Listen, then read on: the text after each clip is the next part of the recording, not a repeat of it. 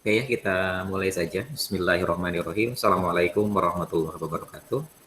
Waalaikumsalam warahmatullahi wabarakatuh. Waalaikumsalam warahmatullahi wabarakatuh. Oke, Anda sudah mempersiapkan ya kegiatan perkuliahan hari ini dengan membaca terlebih dahulu materi yang tadi Bapak share ya di Google Classroom. Oke, insya Allah hari ini kita akan melanjutkan ya pembahasan mengenai batang. Ya, terakhir kemarin kita membahas mengenai batang.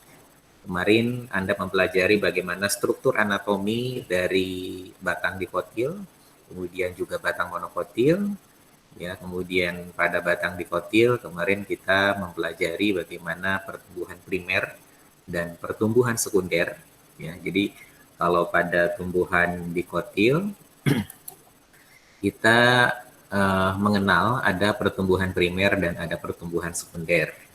Kemudian juga kemarin sempat dibahas perbedaan pertumbuhan primer dengan pertumbuhan sekunder. Ya, apa yang membedakan pertumbuhan primer dengan pertumbuhan sekunder itu ada di inisiatornya, ya, atau faktor yang menyebabkan pertumbuhan tersebut. Ya, jadi faktor yang menyebabkan pertumbuhan primer dengan faktor yang menyebabkan pertumbuhan sekunder itu berbeda. Ya, berbeda. Oke, Anda mengenal ada istilah prokambium dan ada istilah prokambium. Ya, ada istilah prokambium dan ada istilah kambium. Ada yang bisa menjelaskan perbedaannya apa? Kambium dengan prokambium?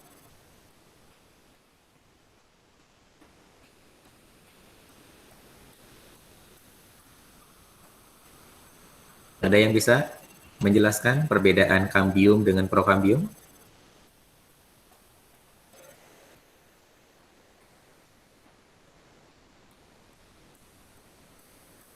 Sulistiani, ada Sulistiani? Ya, Bapak ada. Silahkan, perbedaannya apa? Prokambium dengan kambium? Perbedaannya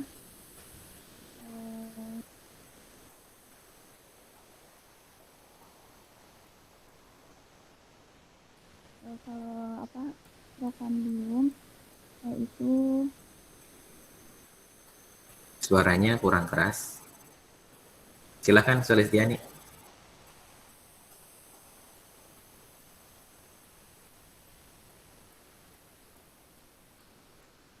Atau yang lain silahkan dibantu. Teti Damayanti ada? hadir Bapak. Silakan Teti. Kalau tidak salah, kalau prokambium itu adalah kambium yang tumbuhnya pertama. Kalau kambium itu pertumbuhan dari prokambium. Oke, yang membedakannya betul ya. Apa yang barusan disampaikan oleh Teti.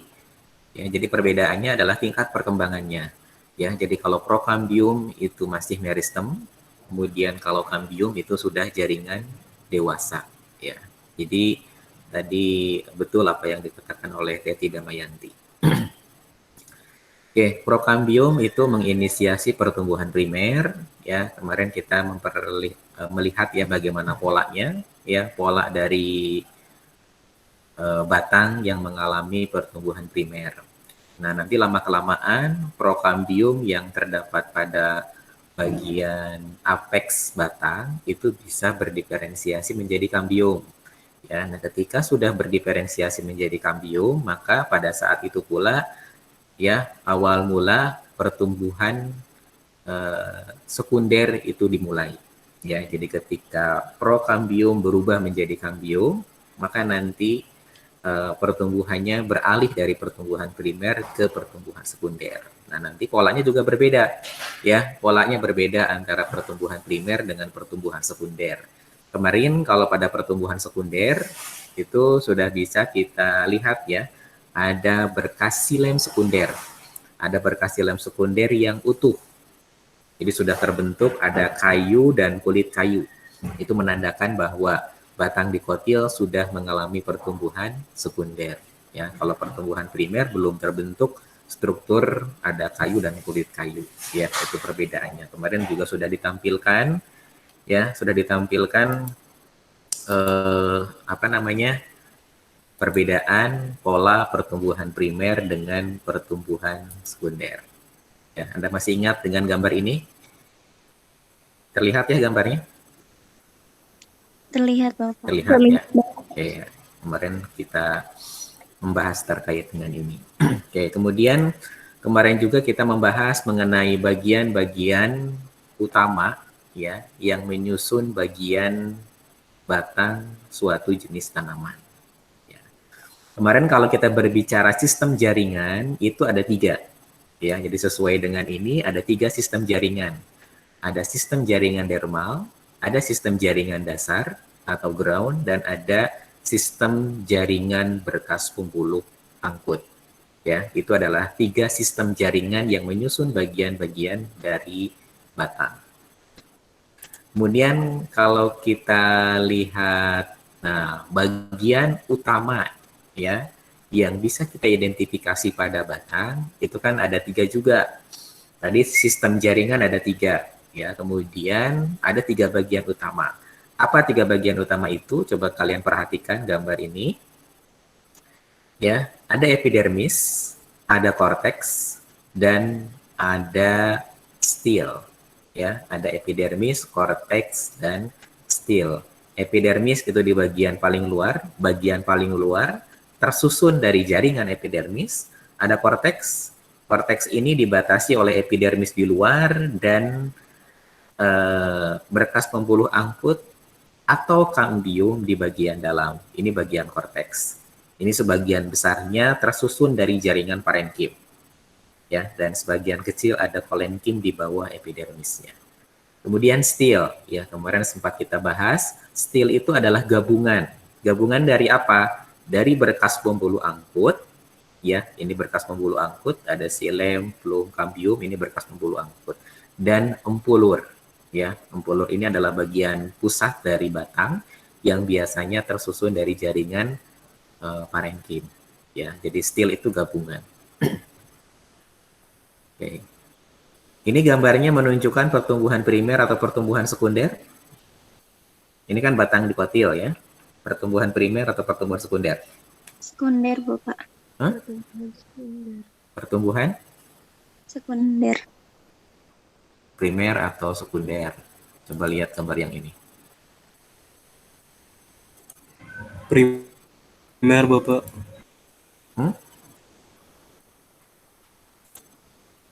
Pertumbuhan primer. Ya. Coba lihat di sini, primary growth. Kemudian di sebelahnya secondary growth. Ya, jadi kalau kita lihat aja skemanya ini ya. Skemanya kan seperti yang ini. Nah, seperti yang ini kan skemanya. Jadi ini apa namanya? Batangnya masih mengalami pertumbuhan sekunder, ya. Jadi di sini memang tertulis kambium, tapi kambiumnya masih berupa prokambium. Jadi kalau misalkan polanya seperti ini menandakan bahwa kambiumnya masih berupa prokambium. Nah, nanti lama-kelamaan ya kalau pada batang apa namanya dikotil itu akan mengalami pertumbuhan sekunder seperti ini. Ya. Jadi kalau sudah jadi kambium, maka silemnya nanti akan membentuk silem sekunder. Flumnya akan membentuk flum sekunder. Kalau tadi kan silemnya silem primer, kemudian flumnya juga flum primer. Nah, kalau sudah jadi kambium, maka nanti silem yang dihasilkan dari pembelahan kambium ke arah dalam ini akan membentuk silem sekunder. Kemudian sel kambium yang membelah ke arah luar akan membentuk flum sekunder. Gitu, ya. Oke, kemudian kemarin juga kita mempelajari ini ya, bagaimana pola struktur anatomi, pola berkas pembuluh angkut dari tumbuhan monokotil. Ya, jadi yang bulat-bulat ini adalah berkas pembuluh angkut. Berkas pembuluh angkutnya tersebar. Ya, berkas pembuluh angkutnya tersebar. Kalau dikotil, berkas pembuluh angkutnya, terutama yang pertumbuhan primer, ini terpola. Kemudian ada kambium di sini. Ya.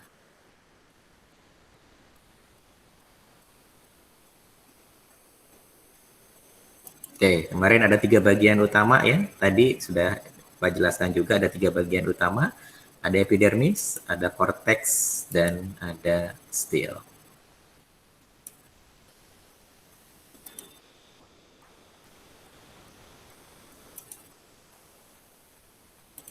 Oke. Sebelum membahas sebelum membahas terkait dengan anomali pada batang, ini Bapak sedikit akan ulas ya terkait dengan tipe-tipe steel.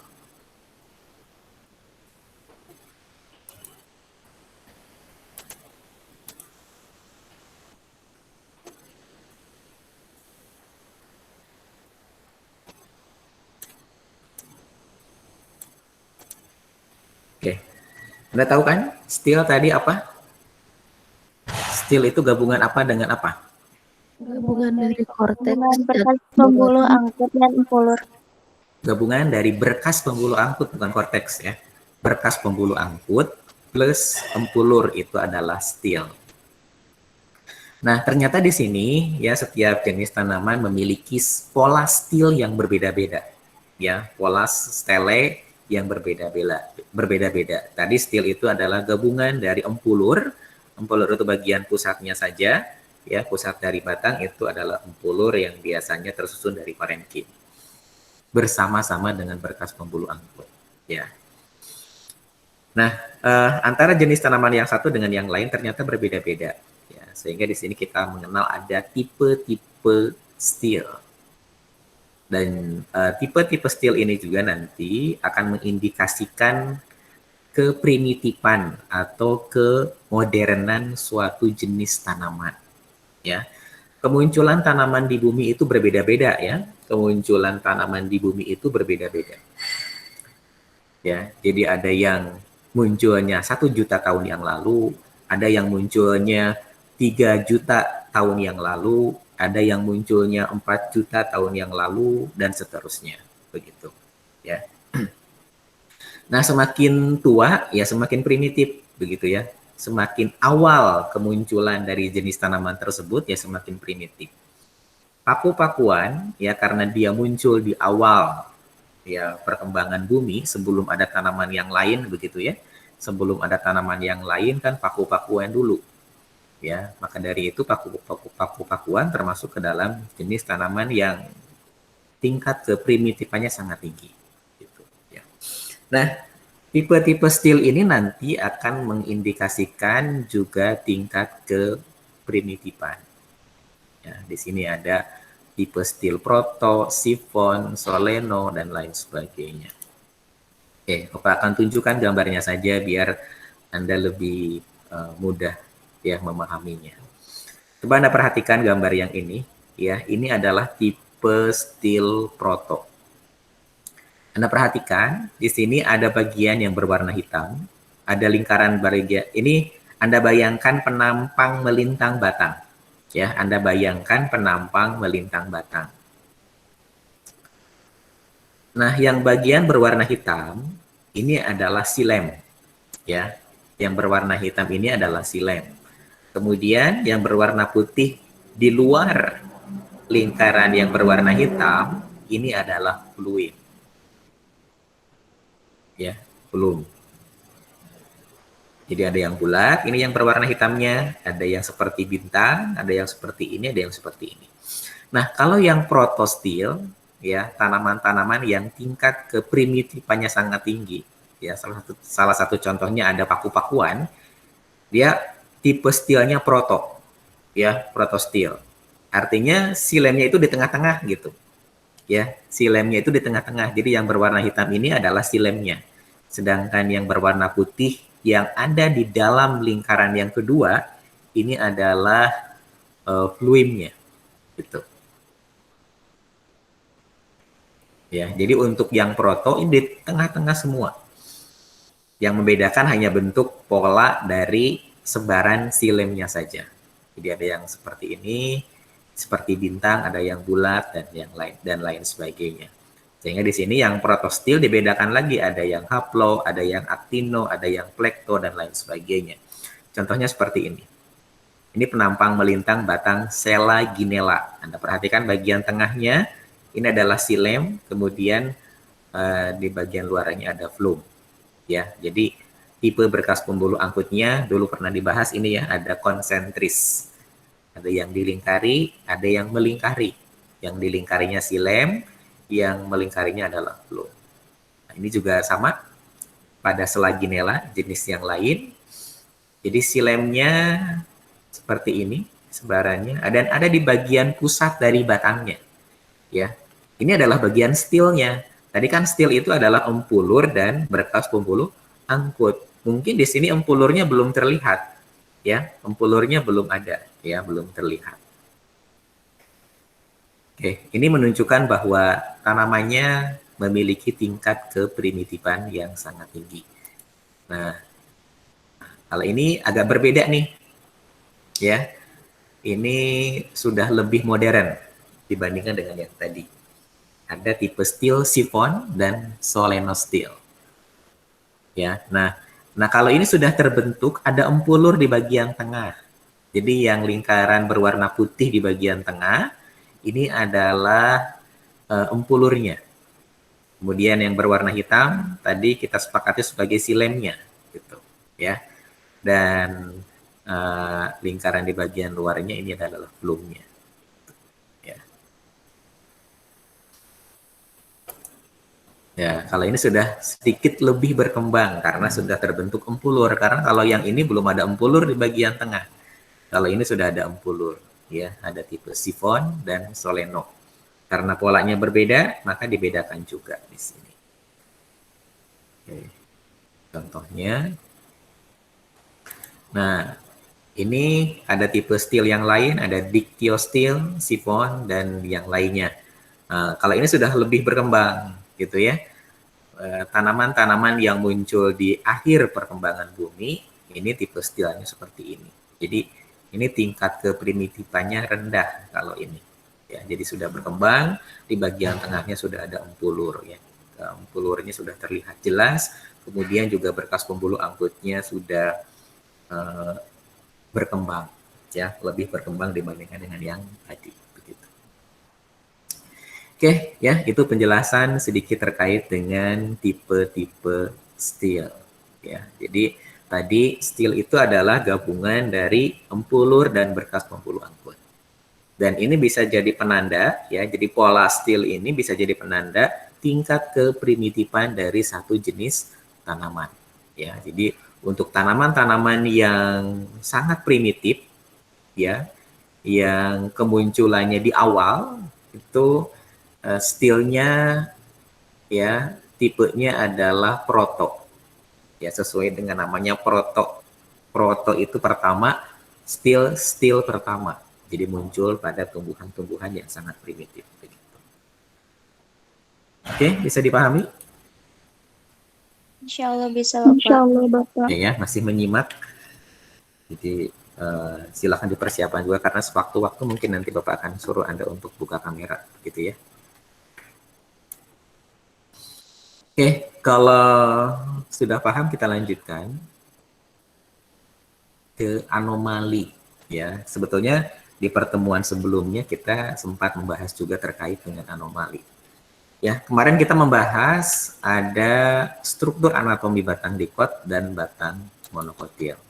Ya, Anda mungkin familiar dengan gambar ini. Ya, gambar ini memperlihatkan penampang melintang batang dikot dan batang monokotil. Oke, yang Bapak tunjuk dengan kursor ini penampang melintang batang apa? Dikot atau monokot?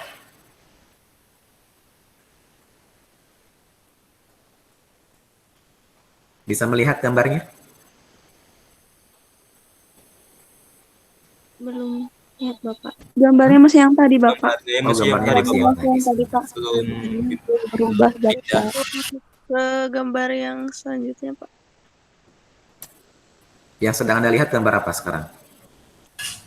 Di Di kios steel tele. Bapak. Oh, oke. Yang di kelas tuh. Masih di setel.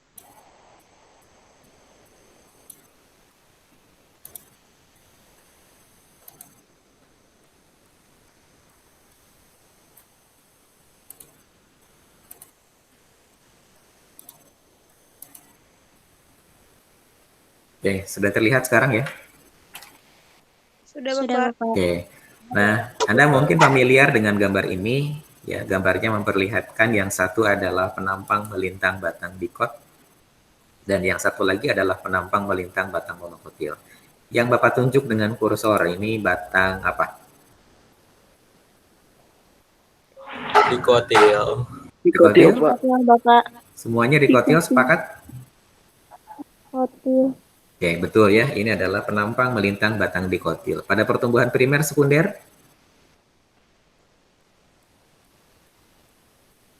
Pertumbuhan?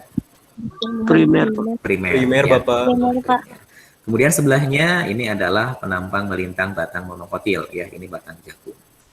Oke, pola umum dari batang dikotil seperti ini ya. Pada pertumbuhan sekunder. Kalau yang pada pertumbuhan primer. Kalau yang sekunder itu sudah ada kan kulit kayu dan kayunya. Kalau pola umum ya struktur anatomi batang monokotil seperti ini. Cirinya apa? Berkas pembuluh angkutnya tersebar. Kalau ini berkas pembuluh angkutnya terpolak. Ya, dikotil pada pertumbuhan primer. Perhatikan gambar yang ini.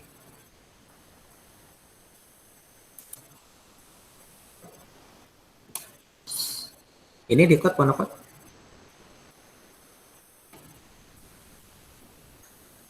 Ini dikotil monokotil. Dikotil, Bapak. Dikotil. Oke, betul ya, ini dikotil.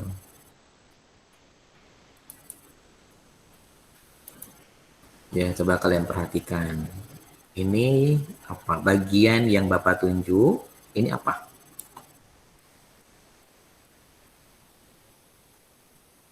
Jaringan apa itu yang Bapak tunjuk dengan lingkaran itu apa? Bapak masih gambar yang tadi, Bapak? Masih gambar yang tadi. Oke, sebentar.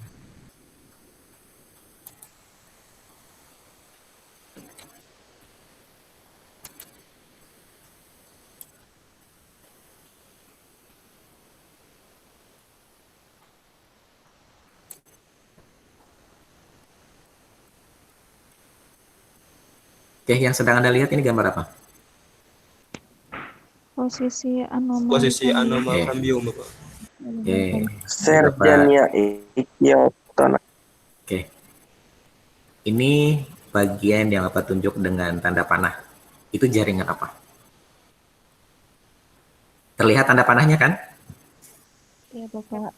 Saya lihat, Bapak. Apa? Jaringan apa itu? Epidermis bukan, Pak? Epidermis?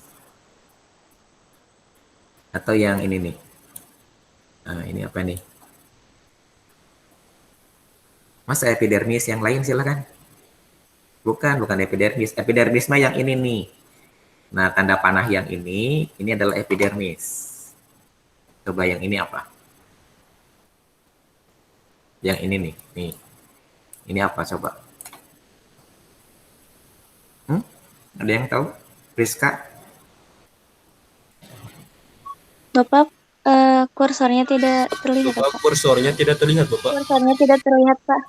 Kalau Jadi- itunya tulisannya terlihat nggak tanda-tandanya? Terlihat yang tanda panahnya Yang saja. tanda panahnya saja, Bapak. Tanda panah yang mana? Yang hitam? Iya, yang hitam, Bapak. Yang hitam, Bapak. Oh, nggak keluar ya? Kenapa ya nggak keluar? Sepertinya sedikit delay, Pak, si Oh, itunya delay. apa presentasinya.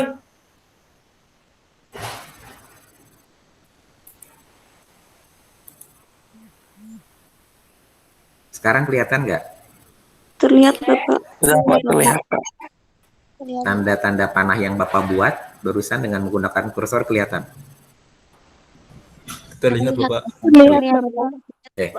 Itu yang ditandai dengan tanda-tanda merah tuh, garis-garis merah, itu jaringan apa kira?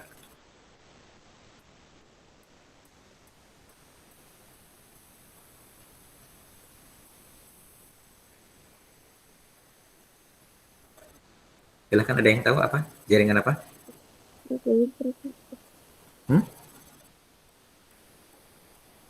Empelur bukan, Bapak? Jaringan. Kalau empelur nama bagian. Parenkim bukan, Pak? Parenkim, bukan Parenkim. juga. Oke, bagian yang Bapak tunjuk dengan tanda-tanda itu ya, ada tanda panah warna merah gitu ya, garis-garis merah itu adalah silem.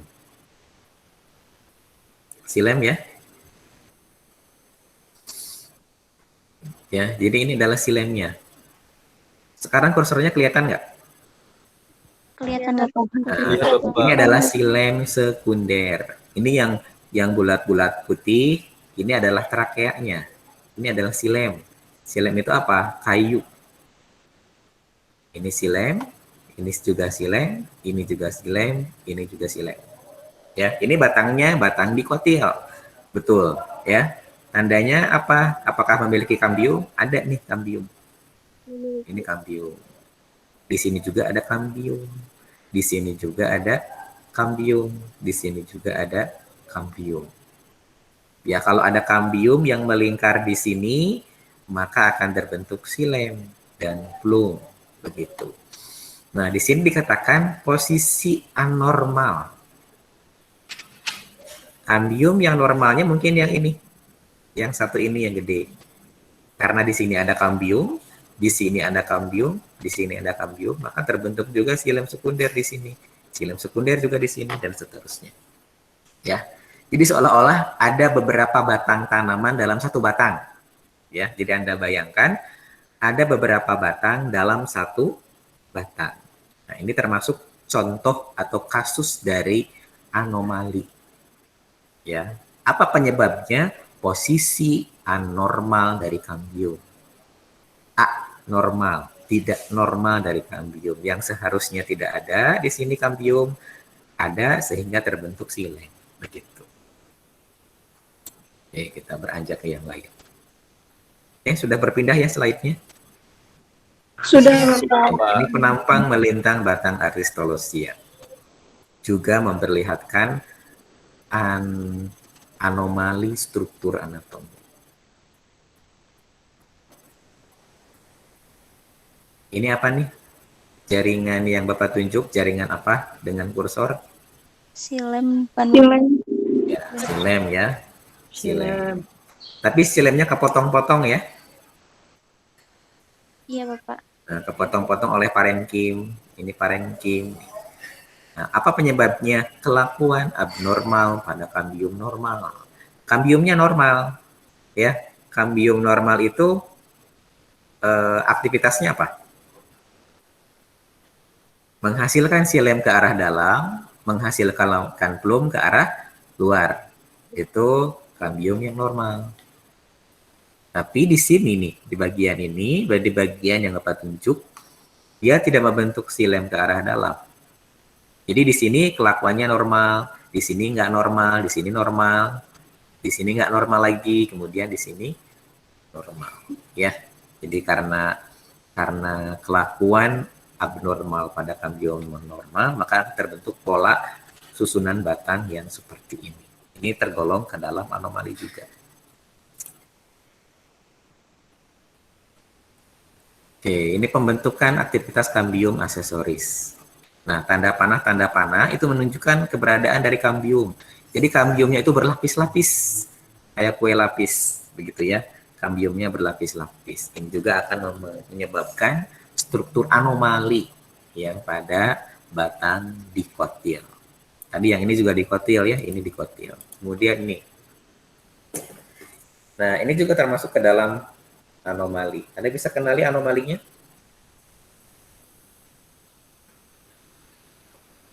Ini batang bougainville, batang bunga kertas. Dikotil, monokotil kalau bunga kertas?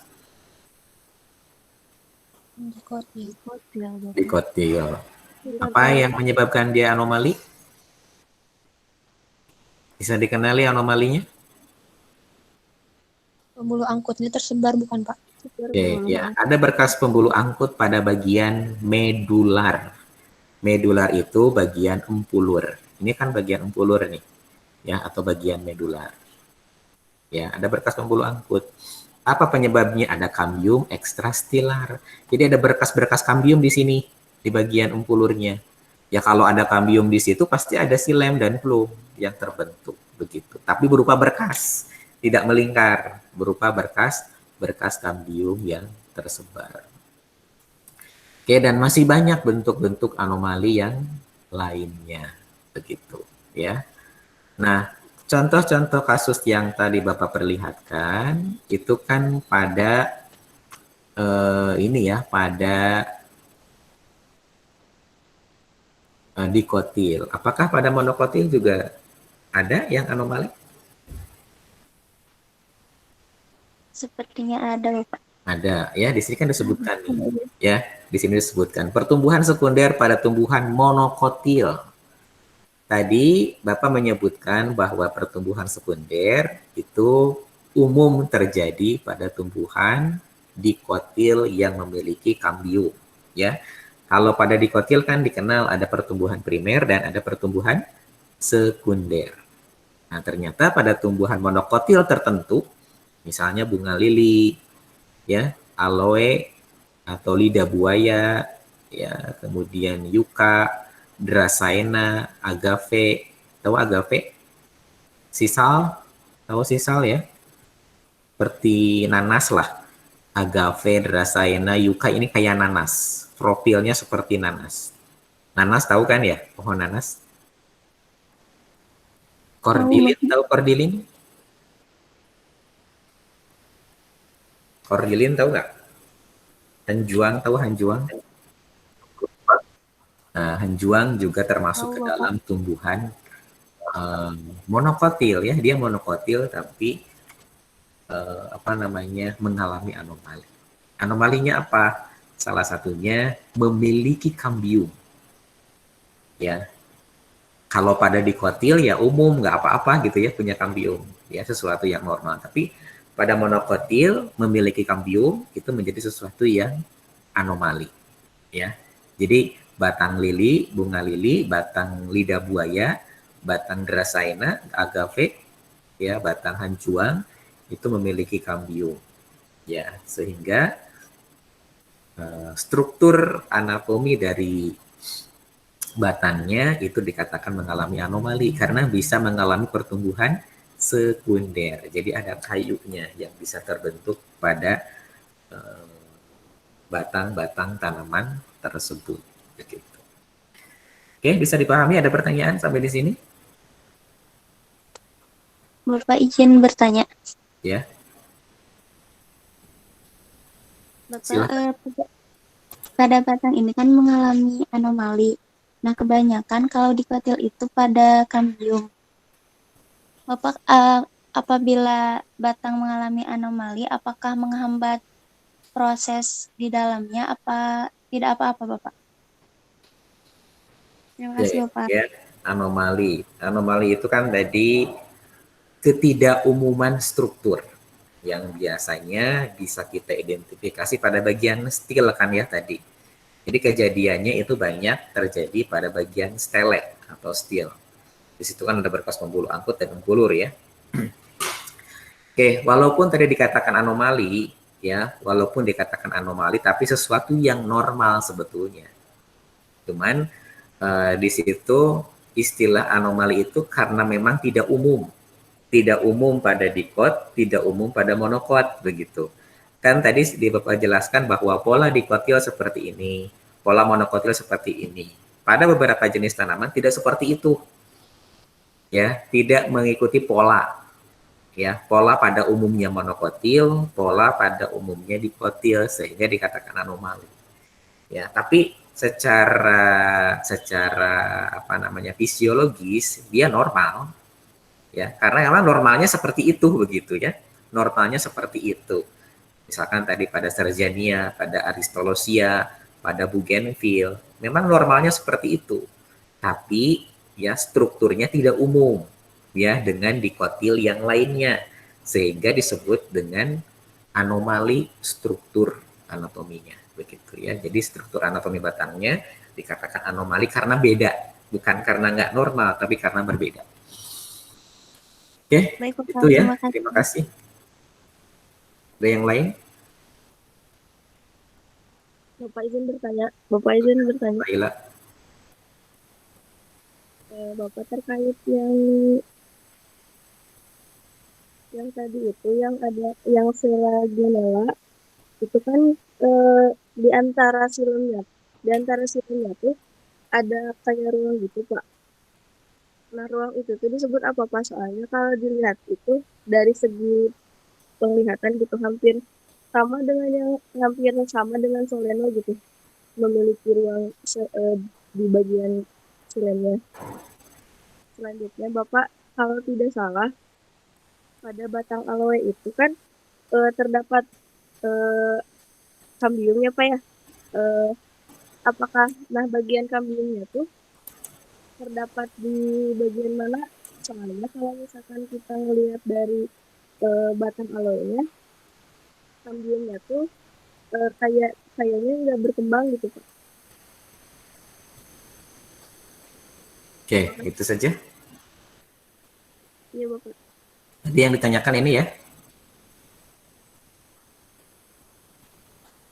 Yang apa tuh Pak? Yang kayak bergelombang gitu Pak. Ini, Kayak itu. yang ini. Iya. Gitu Bapak. Ini bagian pusat batangnya ya. Jadi ini adalah bagian pusat batangnya. Ini adalah silemnya. Ini silemnya. Ini fluimnya melingkari berkas pembuluh angkut silem. Itu ya. Di tipe berkas pembuluh angkutnya konsentris. Ya, tipe berkas pembuluh angkutnya adalah konsentris. Gitu. Oke, itu ya. Kemudian tadi pertanyaannya apa sih? Yang pada batang aloe Bapak kan terdapat Oh ya. kambium. Ya, kambiumnya berkembang seperti pada dikotil. Ya, jadi batangnya itu bisa membesar. Ya, batang aloe vera, ya, batangnya kan di bawah ya, yang di bagian dasarnya itu bisa bertambah besar dan bisa mengalami pertumbuhan sekunder. Ya, jadi ada silem sekunder yang bisa dihasilkan itu. Ya, jadi kelakuan dari kambiumnya normal sebetulnya ya, bisa menghasilkan silem ke arah dalam, silem sekunder dan plum sekunder. Gitu.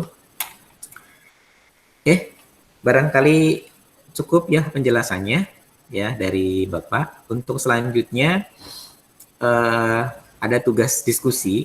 Ya, diskusinya adalah mengidentifikasi struktur anomali pada batang kordilin ya, batang hanjuang. Lembar diskusinya itu sudah Bapak sampaikan di Google Classroom.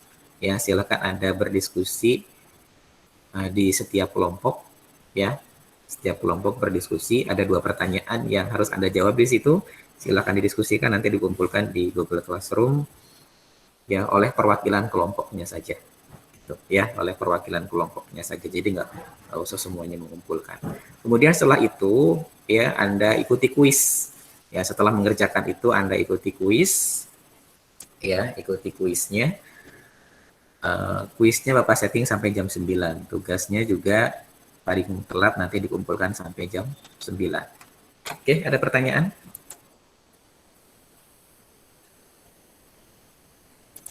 Ada pertanyaan silakan. Yang ingin ditanyakan barangkali. Bapak izin bertanya. Ya. Terkait kelompok itu ada minimal berapa orangnya Bapak? Pakai kelompok praktikum aja. Oh ya siap. Siap. Ya. Jadi silakan Anda berdiskusi di kelompok praktikum. Oke, itu barangkali ya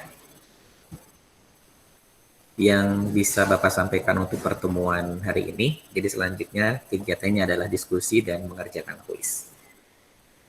Oke, barangkali itu untuk pertemuan hari ini. Ya, mudah-mudahan apa yang tadi kita diskusikan, kita bicarakan bisa bermanfaat buat kita semua, menambah keimanan kita semua. Ya, terima kasih atas perhatiannya. Assalamualaikum warahmatullahi wabarakatuh. Waalaikumsalam warahmatullahi wabarakatuh. Terima kasih Bapak. Sudah absen ya di Google Classroom semuanya? Sudah Bapak. Sudah Bapak. Dan sekarang lanjut diskusi. Ada 2 pertanyaan yang harus didiskusikan dan kuis ya. Baik Bapak. Baik Bapak.